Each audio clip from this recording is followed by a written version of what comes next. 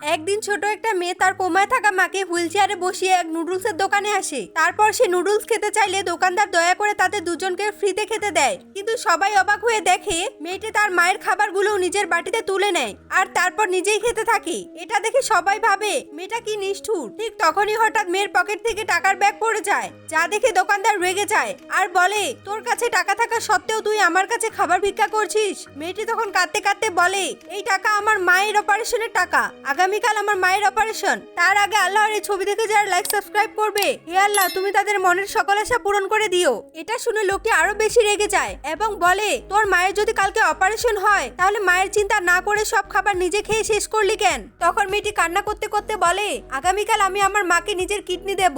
এটা বলে মেয়েটি প্রমাণ হিসেবে কিডনি দানের কাগজটি বের করে দেখায় এবং মায়ের সেই সম্বলটুকু দোকানদারকে দিয়ে বলে, আমি অপারেশনের পর বোতল পুড়িয়ে আপনার সব টাকা পরিশোধ করে দেব। তখন সমস্ত প্রমাণ ও সব কথা শুনে সবাই পুরোপুরি স্তব্ধ হয়ে যায়। দোকানদার লজ্জায় মাথা নিচু করে বলে, আজ থেকে তোমরা আমার এখানে ফ্রিতে খাবে। তখন উপস্থিত সকলেই যার যার নিজের খাবারগুলো মেয়েকে খাওয়ার জন্য দিয়ে দেয়। মেয়েটি তখন মাথা নিচু করে ধন্যবাদ জানাতে গেলে একজন লোক তার ঘাড়ের দাগটি দেখে চিনতে পেরে যায়, কারণ মেয়েটি ছিল অনেক ধনী পরিবারের মেয়ে। লোকটি তখন সাথে সাথে ফোন করে ধনী পরিবারকে জানিয়ে দেয় এবং কিছুক্ষণের মধ্যে তারাও মেয়েটির খোঁজে সেখানে চলে আসে। আর তারপর কি হয় সেটা জানতে হলে চ্যানেলটিকে সাবস্ক্রাইব করে দিয়ে পার্ট 2 লিখে কমেন্টস করুন।